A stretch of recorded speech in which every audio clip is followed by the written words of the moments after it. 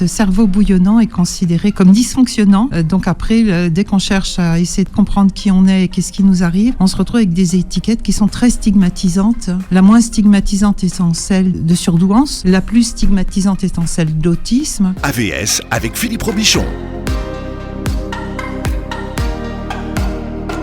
Alors AVS, ça veut dire à votre santé. Bonjour, bienvenue, bon matin à tous, bon matin Karima. Bon matin, cher Philippe, bon matin à tout le monde. Karima Chadibaou, psychothérapeute, coach parental et familial et geek sur les réseaux sociaux. Oui. Bon anniversaire à votre fille. Oui, merci. Moi je suis maintenant, je vous vois pas mais je suis votre vie sur les réseaux.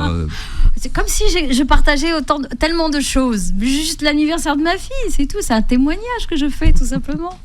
C'est trop geek. Ça vous va bien en plus. C'est vrai, bon, bah ça va alors. Ça fait pas ringarde. Ah non.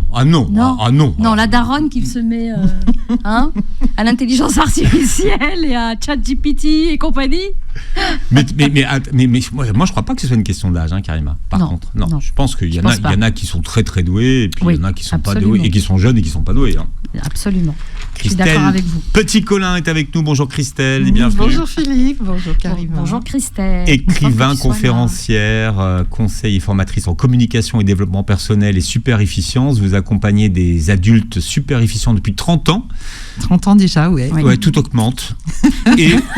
et vous êtes fille et petite fille d'instituteur et de directeur d'école. Vous avez vous-même fait l'école normale d'instituteur et vous avez fait 2 rentrées en tant qu'instit et vous avez pris vos jambes à vos coups, à votre cou. Voilà, c'était dans une autre vie, effectivement, il y a maintenant fort longtemps. Là, je dis ça parce qu'on va parler d'éducation ce matin, d'éducation nationale et justement de comment réussir et accompagner des enfants super efficients dans leur scolarité. Voilà. Mais vous avez très vite compris que le système actuel ne pouvait rien pour vous ni pour les enfants. Oui, j'ai été très très vite en souffrance dans le système éducation nationale et c'était contre-productif. Enfin, de mon point de vue, pour tout le monde, il valait mieux que j'utilise mes énergies autrement. Alors, vous avez écrit « Mon enfant pense trop, comment l'accompagner dans sa surefficience » aux éditions Guitry et Daniel. Alors, surefficience, c'est le terme que vous employez. Voilà, j'ai vraiment à cœur de me démarquer de toutes les étiquettes que j'estime être pathologisantes. Souvent, ce cerveau bouillonnant est considéré comme dysfonctionnant. Ou comme un problème. Voilà. Et donc après, dès qu'on cherche à essayer de comprendre qui on est et qu'est-ce qui nous arrive, on se retrouve avec des étiquettes qui sont très stigmatisantes. La moins stigmatisante étant celle de surdouance, tout ce qui est HPI. La plus stigmatisante étant celle d'autisme. Et entre les deux, tous les TDAH, dyslexiques, dysorthographiques, dys. Tout ça, ça donne une impression que vous dysfonctionnez alors que vous fonctionnez simplement différemment. Oui. Alors surdoué, on est passé à autre chose. Les zèbres, on est passé à autre chose. Ça a beaucoup évolué. Alors Fanny Nechbaum avait essayé de proposer d'autres noms également. Phylocognitif. Elle parlait de HP complexe, de HP linéaire. Non, c'est pas linéaire. C'est ça, linéaire et complexe. Pour moi, c'est tout la même famille de cerveau. Il y a beaucoup de points communs. Vous dites que plutôt que de parler des différences, ça serait mieux peut-être de parler de ce qui ressemble tous ces enfants. Alors je vais en mettre des guillemets, atypiques. Voilà, c'est ça. J'aime bien le terme atypique ou neuroatypique. C'est beaucoup moins stigmatisant que 10 ou TDAH ou etc. Oui, parce qu'on a des attentes derrière chaque étiquette que l'on va poser. Et en fait, il y a une injonction à se soigner. À se soigner. Déjà, ça veut dire qu'on n'est pas dans les clous. Et qu'on n'est pas, surtout quand on est à l'école, qu'on n'est pas dans les clous, on ne fonctionne pas comme les autres, on n'est pas normal, donc on a un problème, c'est qu'il y a quelque chose qui ne fonctionne pas. Et puis le pédagogue Bruno Imbeck, qui est un pédagogue belge, dit aussi il y a un problème de médicaliser ce qui ne devrait être que de la pédagogie. Oui, exactement. Et donc ce mélange des genres est très confusant aussi.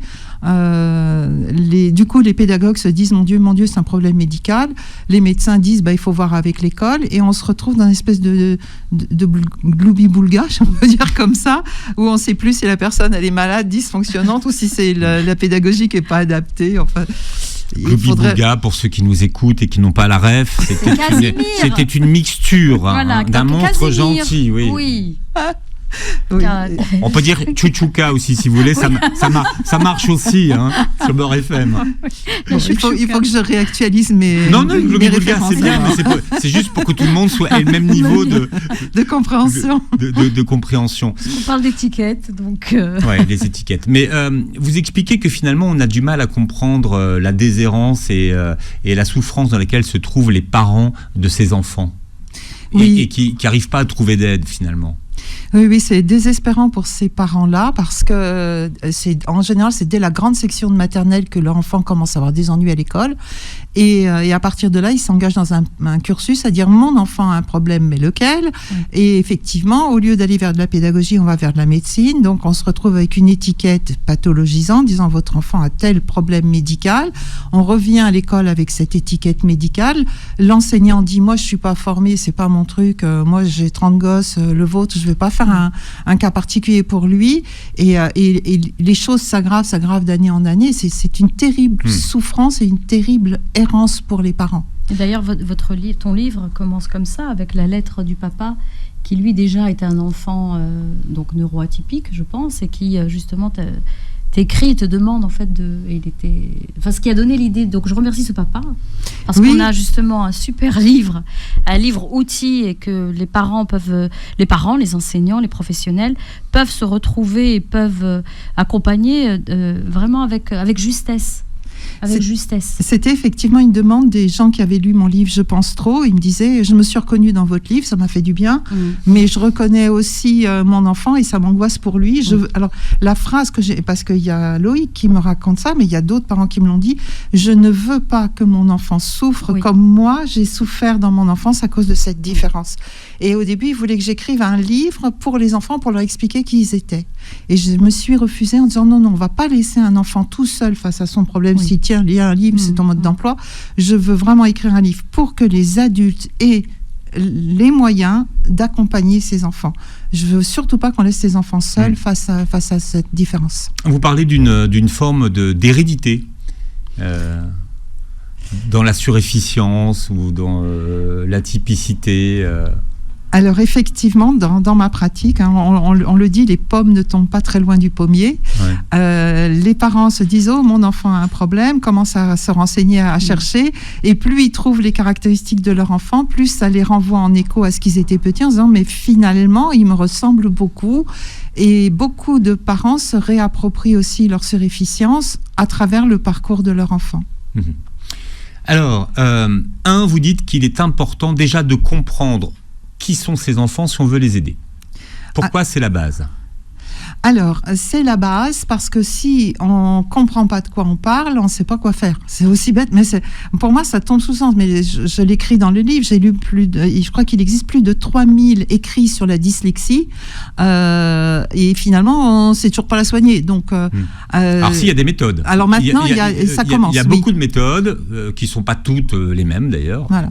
Mais est-ce qu'elles sont complémentaires ? Alors moi, je pense qu'elles pourraient être complémentaires et surtout, il faut que les enseignants les connaissent et puissent les appliquer, puisque comme d'habitude, puisque c'est médicalisé, c'est pas à l'école. Donc, il y aurait des moyens très simples par exemple pour la dyslexie, juste le fait d'écarter un peu les lettres. Et maintenant, il y a des polices.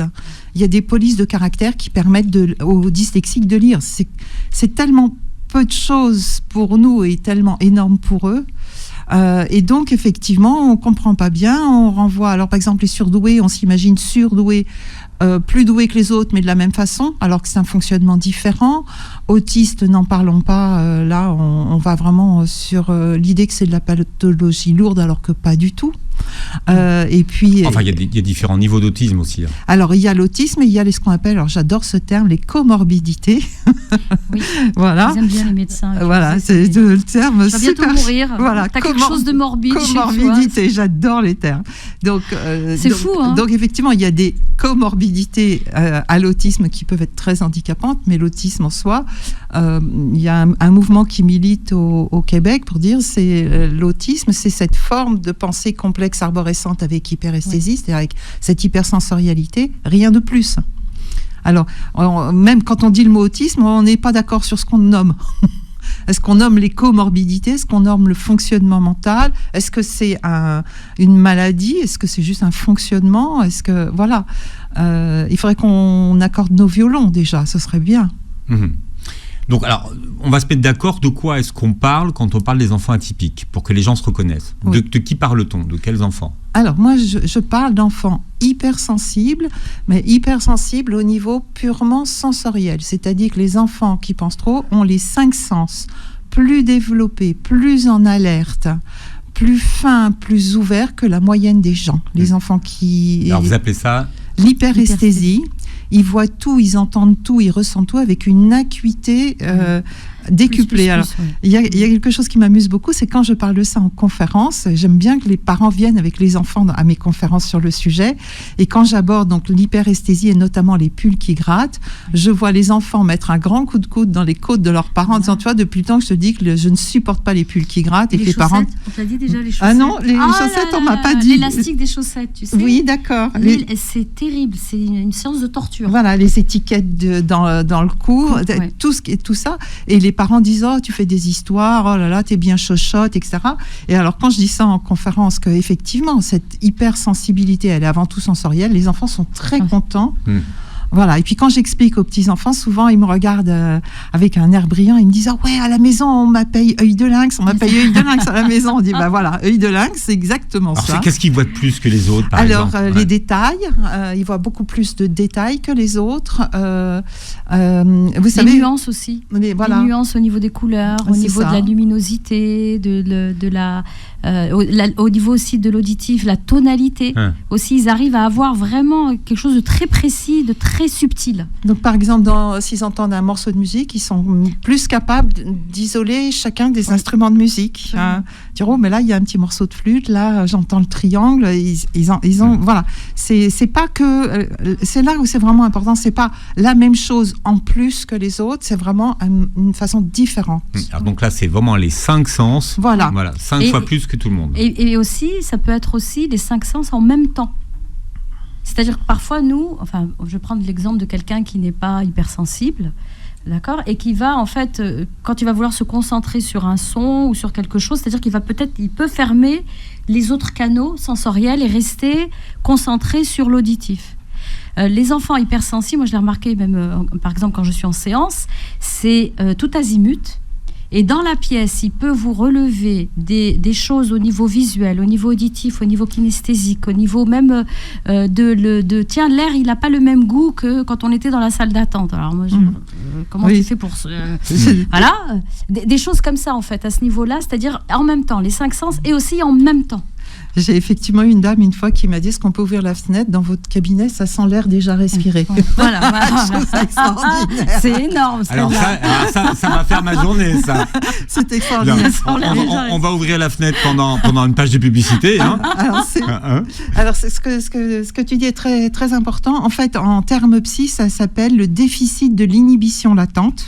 Donc ça, c'est le terme psy. Oui. En fait, le déficit de l'inhibition latente, c'est qu'effectivement, il n'y a aucun filtre et que toutes les informations arrivent en même temps, simultanément, tout le temps. Voilà. Donc c'est aussi fatigant pour eux, il faut le savoir. Comment réussir sa scolarité quand on a un cerveau atypique? On en parle aujourd'hui avec notre invitée Christelle Petit-Colin. Vous avez publié d'ailleurs sur le sujet « Mon enfant pense trop », comment l'accompagner dans sa surefficience aux éditions Guy Trédaniel. Karima Chadibaou est avec nous. Alors on a vu tout à l'heure avant la pub ce qu'était l'hyperesthésie et ces enfants qui sont surefficients font partie de ce qu'on appelle les hypersensibles. Alors, il y a beaucoup de gens qui disent oui, moi je suis hypersensible, mais l'hypersensibilité, ça a un sens. Voilà, c'est avant tout sensoriel. C'est le cas de le dire, hein, ça a un sens. Oui, ça a un sens. Sensoriel. Mais on entend beaucoup de gens qui disent oui, mais tu sais, je suis hypersensible. Oui, mais ça, c'est parce que c'est tellement à la mode, c'est comme les PN, quoi. Mais c'est pas de la vraie hypersensibilité. Qu'est-ce que vous appelez l'hypersensibilité, Christelle? C'est vraiment ça. La base, c'est l'hypersensibilité des sens, où le son est trop fort, la lumière est agressante. C'est vraiment les 5 sens qui sont hypersensibles avant tout. Et de cette hypersensibilité découle effectivement une hypersensibilité émotionnelle, affective, une hyperempathie, etc.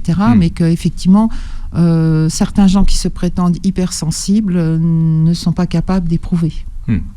C'est pour ça que finalement, ils peuvent être agressés par le bruit dans les magasins. Par les critiques aussi, vous dites qu'ils sont hypersensibles aux critiques. Alors ça, c'est de notre faute. C'est pas la même chose ? Alors, c'est pas la même chose. L'hypersensibilité aux critiques vient du fait qu'ils sont étiquetés et repérés comme étant dysfonctionnants depuis tout petit. Je donne l'exemple suivant. Imaginez que vous naissiez avec les yeux bleus. Personne ne vous dit que vous avez les yeux bleus, mais tout le monde critique votre regard. Mais me regarde pas comme ça, mais arrête de me regarder, mais regarde pas en haut, mais regarde pas en bas. Et le pauvre gamin, c'est la couleur de ses yeux qui dérange tout le monde, et il croit qu'il va pouvoir y faire quelque chose en changeant son regard de sens, et à chaque fois il est critiqué. C'est hyper décourageant, et c'est ce que j'explique, c'est-à-dire qu'on renvoie à ces enfants ce qui est structurel chez eux, une critique comme si c'était un comportement volontaire.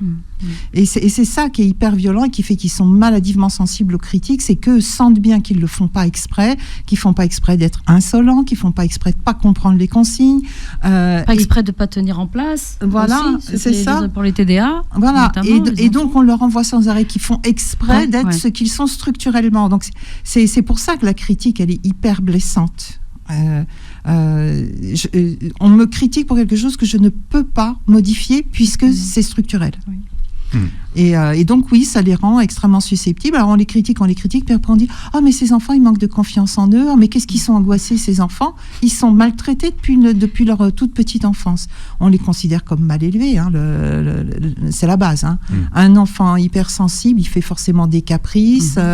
Donc ils sont considérés comme mal élevés, ils sont considérés comme insolents, ils sont considérés comme faisant exprès de provoquer l'adulte, etc. Comme pour les enfants 10. Mais qu'est-ce qu'ils sont susceptibles. Et pour les enfants 10, donc avec un trouble, moi j'aime pas ça, mais bon, on va l'appeler comme ils l'appellent, hein, et qu'on va les traiter de paresseux.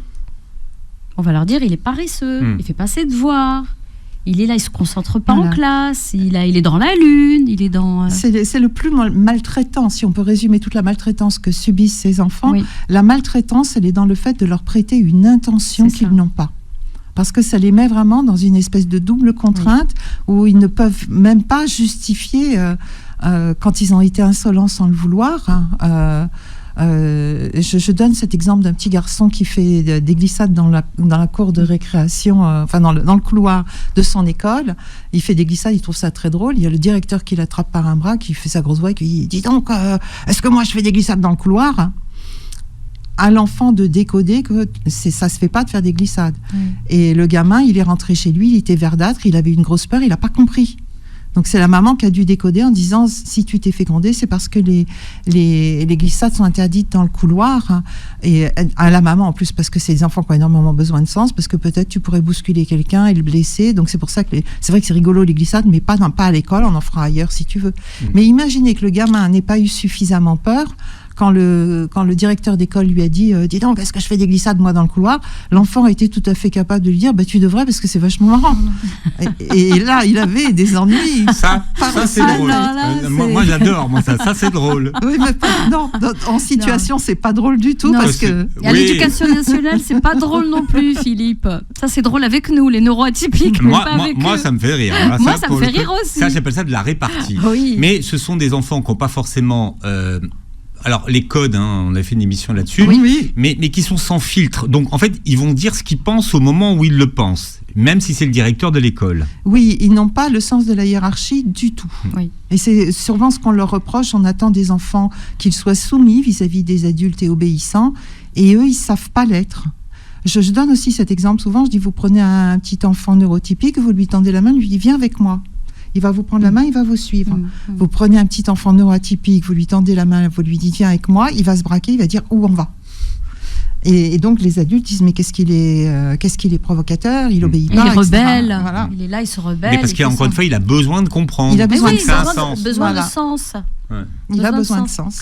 Alors deuxième truc très très important, mais c'est vrai que votre livre est une boîte à outils pour les parents, c'est que les enfants suréfficients ont besoin avant tout qu'un adulte leur explique qu'ils sont différents et comment ils fonctionnent. Oui. Et en quoi ils sont différents. Pourquoi est-ce que c'est important de leur expliquer ? Alors déjà, dès la sortie de Je pense trop, j'ai reçu des mails du monde entier qui contenaient tous la même chose. Grâce à votre livre, je sais 1, que je ne suis pas fou, 2, que je ne suis pas seule. Et c'est pour ça que ces enfants ont besoin qu'on leur explique qui ils sont. Non, tu es pas fou. Ta façon de fonctionner a une explication. Ta façon de faire des associations mentales, elle a une logique qui est pas celle des autres, mais et ils ont juste besoin qu'on leur confirme qu'ils sont pas fous et qu'ils sont pas seuls. Donc il faut verbaliser, mais comment vous expliquez leur différence à des enfants suréfficients ? Alors je commence avec l'hyperesthésie. Parce que vous le faites, hein. Oui. Alors je commence par l'hyperesthésie, et c'est là où je vous dis, ils se mettent à piailler. Ah ouais, on m'a payé œil de lynx, moi on m'a payé œil d'aigle. Ah oui, moi c'est truffe de chien. Donc là, on est parti là-dessus. Donc d'abord on valide l'hypersensibilité, que oui, ils captent beaucoup plus de choses que les autres. Donc que les autres sont pas fous non plus, mais ils captent pas autant que ce que eux captent. Et la deuxième chose, je leur explique de manière très simple, parce que ce sont des enfants, mais en même temps ils sont quand même des sacrées flèches, que la majorité des gens pensent en adulte, on dit de façon séquentielle et linéaire. Pour eux, je leur explique qu'ils ont une pensée en corde à nœud. Chaque idée, après l'autre, sur des raisonnements linéaires et logiques, comme un train de pensée. Enfin, je donne des tas d'exemples. Et toi, tu as une pensée en toile d'araignée, où tout est connecté avec tout. C'est ce qu'on appelle une pensée en arborescence. Hein. Ouais. Voilà, alors on est en train de compléter maintenant, parce que l'arborescence donne quand même toujours une impression de linéaire, même si c'est exponentiel, alors qu'en fait, c'est une pensée complexe où tout est connecté avec tout. Oui. Dans la toile d'araignée, tout n'est pas connecté avec tout, alors que là, dans la pensée complexe, tout est connecté. C'est donc finalement la toile d'araignée, c'est une demi-explication, parce que c'est encore plan, on va dire, c'est en mode plan, c'est pas encore en mode 3D. 3D, voilà. En mode systémique, quoi, en fait, en mode systémique. Et donc voilà, et donc pour qu'ils comprennent mieux aussi, pour qu'ils comprennent quelque chose, pour qu'ils le mémorisent, ils ont besoin que l'information qui rentre se connecte à toute la structure. Oui. Ah oui, alors c'est pour ça que, et puis d'ailleurs ça me fait penser à, et puis il y a ça, et à un moment donné, pouf, ça y est, l'information a trouvé sa place. Si l'information ne peut pas se connecter à la structure complexe, elle reste un peu comme une intruse dans la pensée. Et si les enseignants autour n'ont pas cette notion-là et cette compréhension-là du fonctionnement, de la logique interne de chaque enfant, ils passent à côté. Et du coup, on va se retrouver dans des démarches répressives ou dominatrices et qui vont justement faire du mal et on tombe dans la maltraitance, faire du mal à l'enfant. Vous expliquez très bien, par exemple, qu'un enfant un suréfficient pense que c'est le résultat qui est important. Et il s'en moque de savoir comment il arrive au résultat. Oui. Voilà, c'est ça. C'est-à-dire qu'un enfant, oui, d'abord, il a un cerveau, alors ça c'est important de le dire, il a un cerveau qui fonctionne au défi. Et les défis excitent son cerveau, donc on lui pose par exemple une opération, il est tout fou à l'idée d'arriver à résoudre le problème et à donner la solution. Et il ne comprend pas pourquoi on lui demande le cheminement, d'autant plus que chez lui, le cheminement est tellement fulgurant que souvent il n'en a pas conscience. Il ne sait pas par où il est passé. Il a la solution, mais il ne sait pas par où il est passé. Et donc, c'est une souffrance pour lui de devoir reprendre pas à pas en expliquant de manière très séquentielle, donc en corde à nœud, j'ai fait ça pour arriver à ça qui m'a permis d'arriver là. Mais c'est pour ça que j'insiste lourdement avec eux en disant c'est ça qu'on te demande à l'école. On s'en fiche que tu aies le résultat, on veut que tu explicites de manière très concrète et très détaillée comment tu y es arrivé. Donc c'est une frustration pour eux. Il y avait des travaux qui ont été faits, peut-être que tu les connais, Christelle, de Alain Thierry. Il avait écrit un livre à l'époque, ça s'appelait « Ça y est, j'ai compris ». Et en fait, ça partait sur la modélisation des enfants qui, par exemple, sur l'orthographe, sur leur réussite en orthographe et comment est-ce qu'ils font, c'est quoi leur stratégie interne pour être bon en orthographe. Et donc, on voit le séquençage, le découpage en fait de comment est-ce que la logique interne fonctionne pour pouvoir écrire correctement les mots. Donc, c'est des enfants qui étaient très visuels et qui étaient très dans le ressenti aussi. C'est-à-dire qu'ils voyaient le mot, ils fermaient les yeux, ils se le représentaient à l'intérieur, ils le revoyaient écrit en visuel interne et ils ressentaient en fait si c'était bon ou pas bon. Et donc, ils avaient travaillé avec des psychopédagogues, des orthophonistes, des enseignants, des psychologues. Et pour modéliser justement ces enfants-là, comment ils font ce qu'ils font et ils arrivent ils réussissent en fait. Et ils arrivent à écrire correctement. Ouais. Moi, ça m'a beaucoup aidé pour ma fille dyslexique. Ça doit être un très bon livre, effectivement. Oui, ça s'appelle « Ça y est, j'ai compris ». Et avec ma fille dyslexique, j'ai utilisé justement ces méthodes et du coup, j'avais partagé ça avec la maîtresse. Je lui ai dit, écoutez, vous cassez plus la tête. essayez cette méthode et voyez comment ça... Et elle a été ouverte oui. à le faire. Parce Oui. que le problème, c'est ça, c'est que les neurosciences font des progrès tous les jours, et derrière, on n'en tient pas compte dans l'enseignement, alors qu'il y aurait des sources phénoménales d'amélioration de la pédagogie avec tout ce qu'on découvre dans les neurosciences. Oui. Et il y a aussi un autre point, des enfants aussi qui sont très attachés à la justice, et on le voit beaucoup avec les enfants hypersensibles. Si tu veux bien dire quelque chose là-dessus, Christelle, ces enfants qui sont attachés à la justice et qui vont être les justiciers dans la classe, par exemple, et qui vont être dans des colères et dans des tant que c'est pas rétabli et tant que c'est pas réglé. Et donc en fait, on va les envoyer dans le cabinet du psy et dire il faut qu'ils gèrent ses émotions. Oui, ils ont un trop grand sentiment de justice. Voilà, trop. c'est ça. Voilà. Ou alors ils ressentent trop fortement l'injustice. L'injustice. Voilà. Ouais. Oui, mais ça leur est reproché. C'est-à-dire, ils devraient, comme les autres, être immunisés contre l'injustice et trouver ça normal. Voilà. Nous sommes dans un monde injuste et tout va bien, quoi. Donc, c'est assez paradoxal qu'on leur reproche leur besoin de justice. Néanmoins, moi, pour les protéger de ça, très tôt, dès pratiquement 11-12 ans, je leur explique le triangle de Karpman, le triangle victime, bourreau, sauveur. Comment se pas faire happer par des fausses victimes dans un jeu psychologique malsain où, en se mettant en sauveur, ils s'attirent des ennuis par-dessus la tête. Oui. Et donc, c'est une découverte dérangeante pour eux qu'il peut exister des fausses victimes et des gens qui jouent au triangle, mais ça les protège aussi de se faire happer dans ces jeux psychologiques par leur naïveté et leur côté chevalier blanc. Voilà, comment accompagner un enfant sûr et efficient dans sa scolarité. On en parle avec Christelle Petit-Colin et Karima Chalibaou. Christelle, vous serez ce week-end à Pontarlier dans les Vosges, donc vendredi à partir de 19h, vous êtes en conférence et dédicace à l'auberge de jeunesse de Pontarlier. Et vous animez une soirée, quel sera le thème ? Alors le stress post-traumatique, comment le reconnaître, le comprendre et surtout comment le soigner et le dépasser. On en avait parlé dans une précédente émission d'ailleurs. Et le lendemain, vous faites vous proposez une journée de formation pour ceux qui nous écoutent. Oui. S'affirmer face à un manipulateur et restaurer sa consistance. On peut s'inscrire ? Oui, on peut s'inscrire. Tout est en ligne sur mon site. Et ça, des fois, c'est utile d'apprendre des techniques d'affirmation de soi un peu musclées pour faire face à des gens qui sont assez retors. Bien. Christelle Petit-Colin, toutattaché.com. C'est dans l'agenda. Et alors un peu plus tard, les 14 et 15 novembre, eh bien vous serez dans une région où on mange plutôt bien, oui. Franchement, à Sénaillac-Lozès, oui. C'est entre Brive et Cahors. Voilà. Et là aussi, vous parlerez du traitement du stress post-traumatique par la double dissociation. Donc là, c'est un stage spécifique pour les thérapeutes pour apprendre à traiter le stress post-traumatique dans leur pratique. Vraiment. Donc pour 2 jours. Pour 2 jours, et vraiment la région là-bas est effectivement assez magique, c'est très très beau l'endroit où on fait le stage. Bien. Sénaillac-Lozès, ça fait rêver. Ça sent la Bastide un petit peu. Oui, ça absolument. sent un peu la Bastide. Là, oui, vous nous mettez ça. l'eau à la bouche pour des hypersensibles là autour de la table. Voilà, et pour les avoir odeurs, ça y est, on les retrouve. Et un paysage d'automne absolument fabuleux. Les hypersensibles, goinfriques. Dans la région, on peut, je pense, on peut vraiment se régaler. Il y a de la pomme de terre comme on aime. Bien, on parlait de ces enfants neuroatypiques ou alors surefficients. Bon, il y a beaucoup d'informations dans votre livre, mais finalement, ces informations, déjà, il faut que les parents les aient, mais il faut que les enseignants les aient. Donc, il faut qu'on comprenne qu'ils s'adressent à un enfant dont le fonctionnement est différent et que finalement, l'enfant ne se met pas en opposition contre son professeur. Vous dites d'ailleurs qu'il a besoin d'aimer son maître, son professeur, son instituteur, pour pouvoir apprendre. Pourquoi est-ce qu'il doit investir l'enseignant ?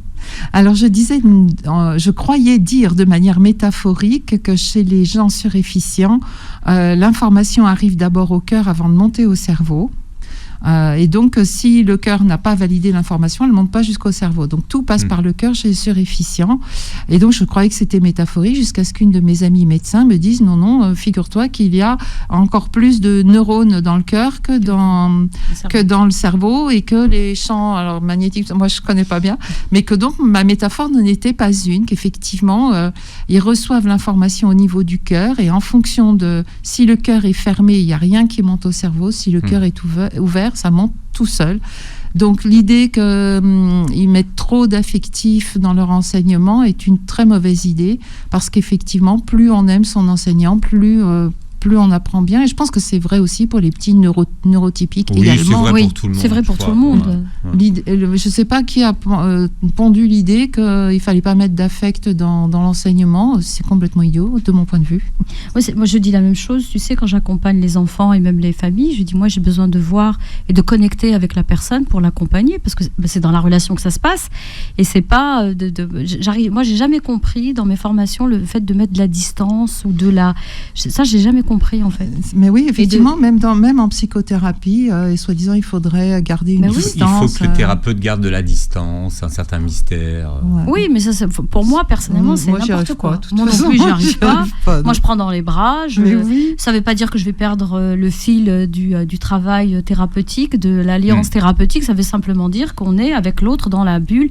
Tu te rappelles quand tu parlais de la bulle, c'était dans la dernière fois, tu te souviens, voilà. Quand on crée une bulle de confiance. Il faut qu'elle soit réciproque et il faut qu'on soit dedans. Et avec les enfants hypersensibles, c'est de la même manière, ça fonctionne aussi de la même manière. Il y a besoin peut-être aussi d'admirer celui qui nous transmet aussi. Je sais pas, il y a quelque chose de cet ordre-là. Alors, ces enfants-là nous scannent de toute façon avec leur hyperesthésie. Ils arrivent face à nous, ils nous scannent et ils voient tout de suite si on tient la route ou si on tient pas la route. Et si on tient pas la route, malheur à nous quand même, parce que là, ils vont nous mettre devant tous nos dysfonctionnements d'une manière implacable. Si je peux raconter une petite anecdote, j'ai reçu un petit garçon en séance qui était en 6e, qui avait des mauvaises notes en maths alors qu'il avait été diagnostiqué HPI. Et donc je discute avec l'enfant, je vois que c'est une flèche incroyable, une fulgurance d'esprit, et je lui dis donc comment ça se fait que tu as des mauvaises notes en maths? Il prend un air boudeur, il me dit parce que mon prof il est nul.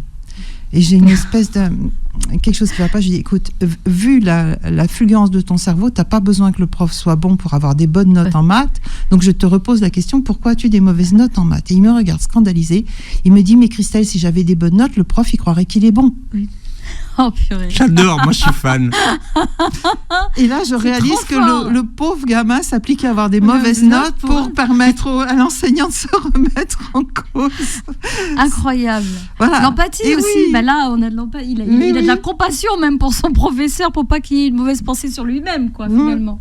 Oh mon Dieu. Voilà. Donc, et puis les tests aussi, les tests qu'ils nous mettent. Oh là là. Voir, moi j'ai eu un petit garçon que je revois, j'avais pas vu pendant une période et qui est revenu et qui est en CM2 maintenant, qui a 10 ans et qui me fait donc pour voir si l'alliance était toujours vivante entre nous, et il me fait un petit test et donc il commence à sauter partout. Alors moi je le vois, donc il a été diagnostiqué par neuropsy et psychiatre et tout.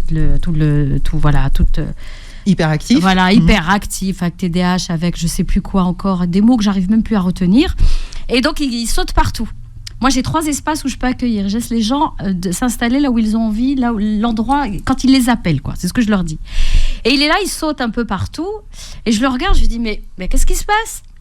Je lui dis, d'habitude, il me dit, non, je voulais voir si t'arrives toujours à gérer, toi, tes propres émotions.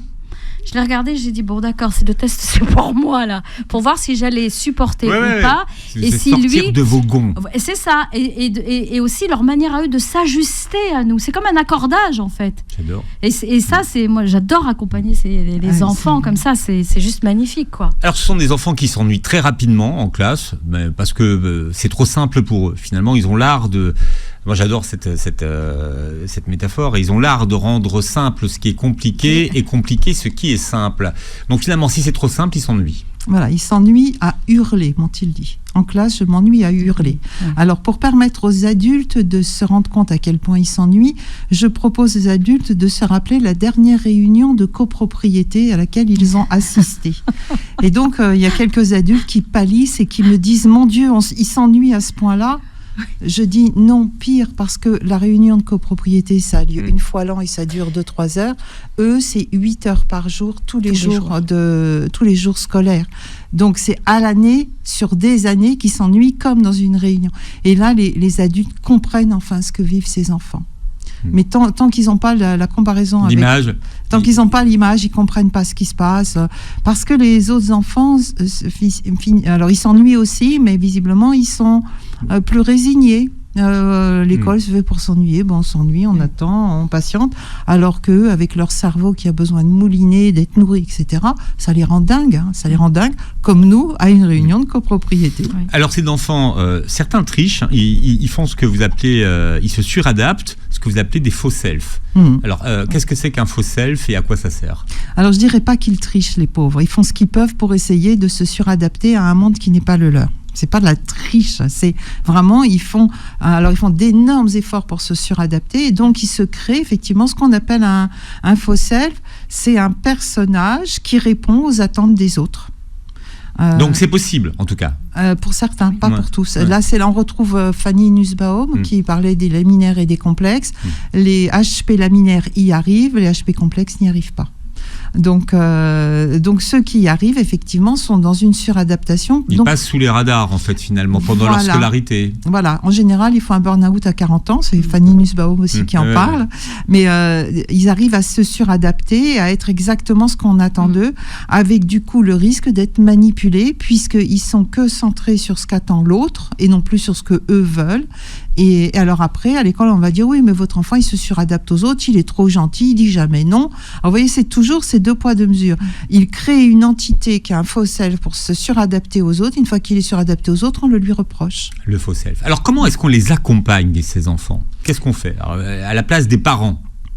Alors, il y a une belle caisse à outils. Déjà, il faut acheter le livre parce qu'il y a... il y a plein de choses que tu proposes. Alors moi, en général, quand je reçois ces enfants, je les reçois obligatoirement avec au moins un des deux parents. Jamais tout seul. Jamais tout seul, parce que je veux pas qu'on les laisse seuls face à ça. Et j'explique, tu te sens différent, tu l'es vraiment, parce que ton cerveau, il marche comme ci, comme ça, hyperesthésie, pensée complexe arborescente. Je donne quelques exemples. Et ce qui est troublant, c'est que les parents ont tous le même retour. Depuis qu'il a parlé avec vous, mon enfant est transfiguré. C'est pas un petit mot, ça, hein. Transfiguré. Ouais. Et donc ça, je l'ai vu dès l'atelier que j'avais fait en Suisse, dans une école pour des enfants étiquetés hyperactifs. Les parents m'ont dit, depuis qu'il vous avoue, il est transfiguré. Et les enseignants ont pu confirmer, ils se sont apaisés, les notes sont remontées et ils se sont resocialisés. C'est-à-dire qu'à partir du moment où ils comprennent quelle est la teneur de la différence, ces enfants ne se suradaptent plus, mais trouvent les moyens d'accès entre eux et les autres. C'est grâce à la métaphore de l'âne. La métaphore de l'âne, le petit âne gris, ce dont je parle. Non. Ensuite, vous expliquez que ça démarre chez vous en Suisse, hein, finalement, voilà. Le début de vous mettez au point votre méthode, puisque vous comprenez que ça fonctionne. Il y a un deuxième exemple que vous partagez avec nous, c'est quand vous vous êtes mis à 50 ans à apprendre le russe. Oui. Qu'est-ce que ça vous a appris sur vous-même d'apprendre le russe? J'ai appris que j'étais dyslexique à 50 ans, figurez-vous, en commençant à apprendre la langue russe. Et donc la première chose que j'ai compris, c'est que les lettres russes, quand elles étaient trop serrées, je ne pouvais pas les distinguer les unes des autres. Donc, il a fallu que j'écarte les lettres pour les reconnaître, puisqu'elles avaient pas, le cyrillique n'a pas du tout la même. Et je me suis rendu compte aussi que j'avais besoin de coloriser les voyelles pour pouvoir donner du relief aux mots. Sinon, je voyais une suite de consonnes incompréhensibles. Tant que le texte restait noir, je voyais, puisque pour moi les consonnes sont noires, je voyais alors déjà, je voyais enfin les lettres en les écartant, mais ça restait incompréhensible. Et à partir du moment où j'ai colorisé les lettres, j'ai enfin pu rentrer dans la lecture, l'écriture du russe. J'ai même fait des conférences en russe. D'accord. Ça marche pour les dyslexiques qui parlent français? Alors, je pense que oui. D'écarter les lettres, peut-être? Oui. Ouais. Alors, je pense qu'on ne tient pas assez compte de ce phénomène qui n'est plus l'hyperesthésie, mais ce qu'on appelle la synesthésie. La synesthésie, c'est le fait d'avoir les sens croisés et de, par exemple, voir effectivement les mots ou les lettres en couleur. Il y a Daniel Tammet, dans son livre « Embrasser le ciel immense », qui explique comment il a retenu les décimales de pi jusqu'à la 22 millième, qu'il est capable de les réciter en 6 heures. Il explique ça. Et en fait, lui, il parlait des chiffres, mais il voit des chiffres lisses, des chiffres poilus, des chiffres granuleux. Et donc là, on est à nouveau dans la synesthésie, où il donne un aspect kinesthésique à du visuel. Donc, on devrait peut-être étudier ça davantage, permettre aux dyslexiques, effectivement, de trouver la synesthésie qui leur donne... Et ça marche. Moi, je l'ai fait avec ma fille. Et ça marche vraiment. On associait donc le visuel avec le kinesthésique et ça marchait très très bien. Et bon, j'ai voulu pousser un petit peu avec l'auditif en plus pour rajouter pour certaines nuances et ça a très très bien marché. Bien, alors Mon enfant pense trop, Christelle Petit-Colin, le best-seller chez Guy Trédaniel. Il est pas sorti en poche il n'y a pas longtemps ? Non, toujours pas. Donc il faut l'acheter dans son édition originale. Alors, et par contre, il existe depuis peu en format audio, c'est ça. enregistré avec ma voix. En audio, c'est ça. Je suis très très fière Et d'avoir. il est aussi en PDF. On peut l'avoir aussi en PDF. En e-book. Pour les enfants sur Efficience, c'est bien en audio. Oui, l'audio c'est bien. Et effectivement, là, tous mes livres Trédaniel sont sortis récemment en audio. Et pour les dyslexiques, c'est un vrai. Puis pour les gens de plus en plus qui font plusieurs choses en même temps, faut voir écouter un livre en faisant la cuisine ou en conduisant, c'est un vrai. Donc voilà. En conduisant ou en faisant sa gym. Voilà. Et je suis très fière de dire que c'est ma voix. J'ai enregistré tous mes livres moi-même. Bravo, c'est Christelle Petit-Colin qui vous accompagne. Merci. Voilà. Alors vous réécouterez l'émission en podcast sur beurrefm.net et sur les plateformes qui reprennent l'émission.